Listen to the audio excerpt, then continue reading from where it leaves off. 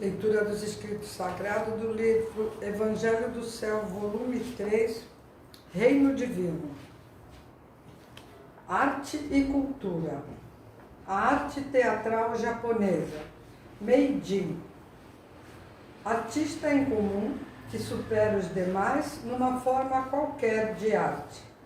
Desde antigamente existe o Meijin, embora não seja muito fácil tornar-se um deles. Por isso há, na verdade, pouquíssimos artistas merecedores desse título. Eu sempre achei a contribuição dos Meijin enorme para a humanidade. Devemos, pois, render-lhes gratidão por tão grande valor. Os Meijin, na verdade, resultam do esforço e aprimoramento dos gênios, ou seja, são pessoas muitíssimo talentosas na arte a qual se dedicam. Há alguns artistas com menor aptidão que chegam a ser bons, mas jamais podem ser considerados Meijin em especial, como os de antigamente. Nos dias de hoje não conheço nenhum, por essa razão quero falar sobre um que eu vi e do qual, até agora, não me esqueci. Foi o Nono Danjuro, do teatro Kabuki, famosíssimo. Não há necessidade de discorrer sobre a sua vida neste momento. Quero apenas registrar minhas impressões sobre a sua arte de representar. Sensibilidade artista de Danjuro Nono. Arte da barriga.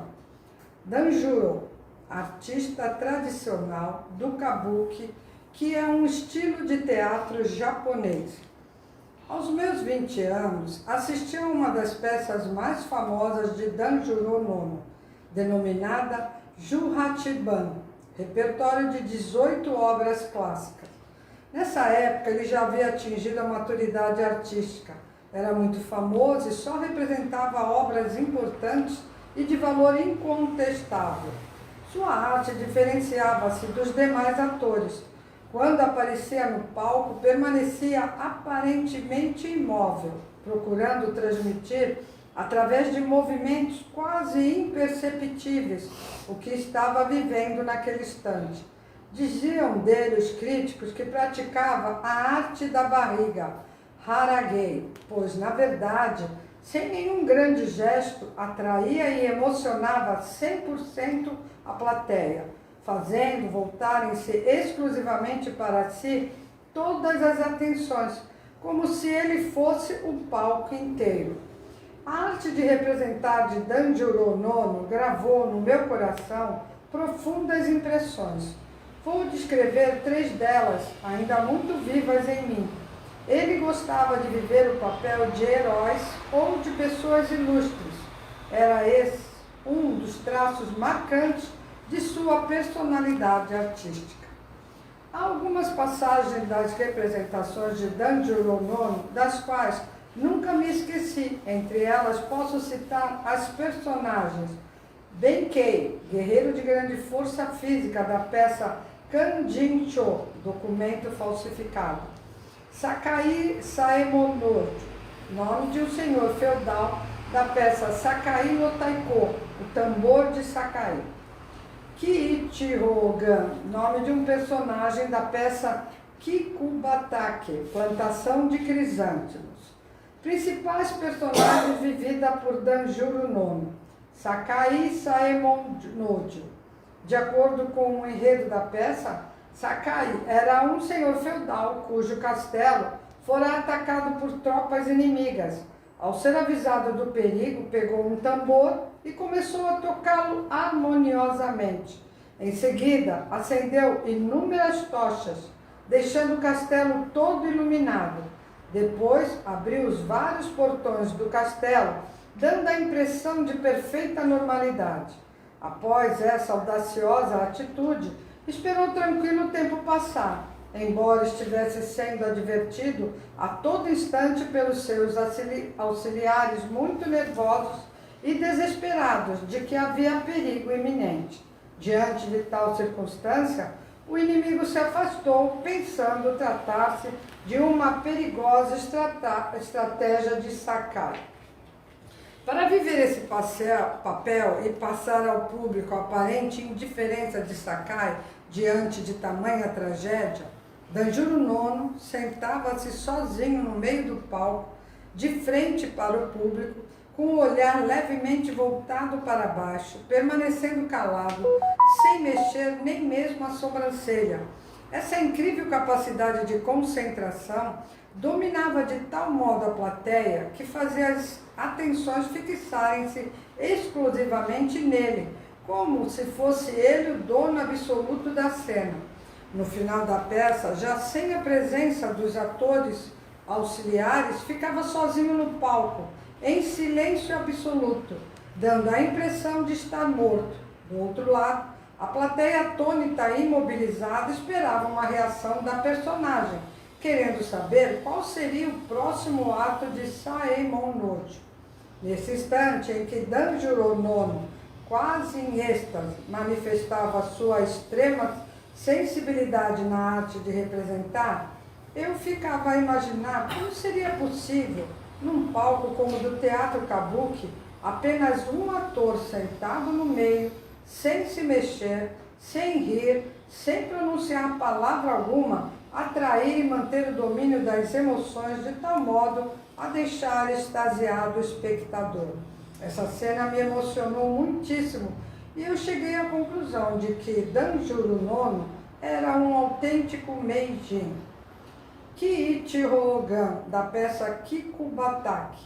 Esse personagem era um estrategista que trabalhou para o Reiki, uma força militar, na guerra contra a Genji, outra força militar. Embora estivesse servindo ao Reiki, desejava de coração o ressurgimento do Genji. Segundo o enredo da peça, o chefe do Genji, chamado Uchiwakamaru, usando o nome falso de Torazo, vai morar com um dos auxiliares de Kinshio Ogan para roubar um livro, Rikutō Sanryaku, livro de estratégias de guerra, escondido num depósito de propriedade do Reiki. Nesse ínterim, a princesa Minazuru, filha de Kiichiro Ogan, apaixona-se por Torazo, o qual consegue, pela mão da amada, os 3 volumes do livro desejado. O pai da princesa fica extremamente feliz com toda essa situação, embora nada possa deixar transparecer, pois estava servindo ao Reiki. Quando Danjuro Nono representava essa cena, era extraordinário ao transmitir ao público a imensa satisfação de Kiichiro Ogan pelo amor que sua filha dedicava a Torazo. Passava essa emoção sem deixá-la transparecer na fisionomia, apenas dando a entender à plateia o verdadeiro sentimento da personagem. Nessa forma de representar é que reside, de acordo com o teatro japonês, o conceito de arte da barriga. Não tenho palavras para descrevê-la quando Danjuro Nono fazia o papel de Kiichiro Ogan. Mitō Komon, importante conselheiro do governo na época da dinastia Edo. Nessa cena, Fujio Mondaio pede a Mitō Komon que o mate. Então, num só golpe, ele executa o assassinato, limpa o sangue da espada, coloca-a na bainha e, sem olhar para o cadáver de Fujio Mondaio, deixa a ponte onde ocorreu a tragédia, cantando uma canção chamada Yokyoku, a dança do dragão. Ao viver esse personagem, Danjuro Nono esteve incrível, tamanha foi a sua capacidade expressiva de tranquilidade ao descer da ponte montada no palco, que o público chegou a prender a respiração. Em mim também causou um sentimento estranho, uma emoção tão forte da qual até hoje não me esqueci. Tametomo, nome de um comandante do Genji. Aqui a história é a seguinte.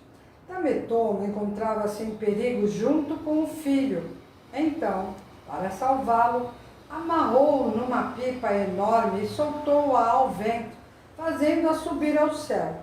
Quando já estava bem no alto, cortou o cordão. Desse modo, a pipa voou para longe e o filho ficou livre do perigo. Tametomo permaneceu ainda por algum tempo olhando fixamente para o alto, vendo a pipa desaparecer no horizonte. Ao representar essa cena, Danjuro IX manteve uma tranquilidade fisionômica sem precedentes, da qual parecia brotar um sentimento extremo de amor de um pai pelo filho, fazendo-o tomar uma atitude aparentemente absurda. Foi de fato uma manifestação sem igual da arte da barriga. Sem sombra de dúvidas, posso afirmar que a capacidade de representar de Danjuro IX tinha uma misteriosa força expressiva que emocionava integralmente qualquer plateia. Muito difícil descrevê-la através de palavras. Nessa mesma época, ouvi comentários segundo os quais, se ele estivesse no palco trabalhando e o público o aplaudisse, no dia seguinte mudava totalmente a maneira de conduzir o espetáculo. Então, eu concluí que o objetivo da arte de Danjuro IX não era o aplauso, mas levar a plateia toda a viver com ele aquele momento de extrema emoção. Tratava-se, portanto, de uma forma de arte dirigida a pessoas com capacidade de discernir em profundidade a essência do verdadeiro sentimento humano. Após a morte de Danjuro IX, perdi o interesse pelo teatro kabuki, pois para quem viu o trabalho desse artista, todos os demais atores, embora talentosos, se tornam menores.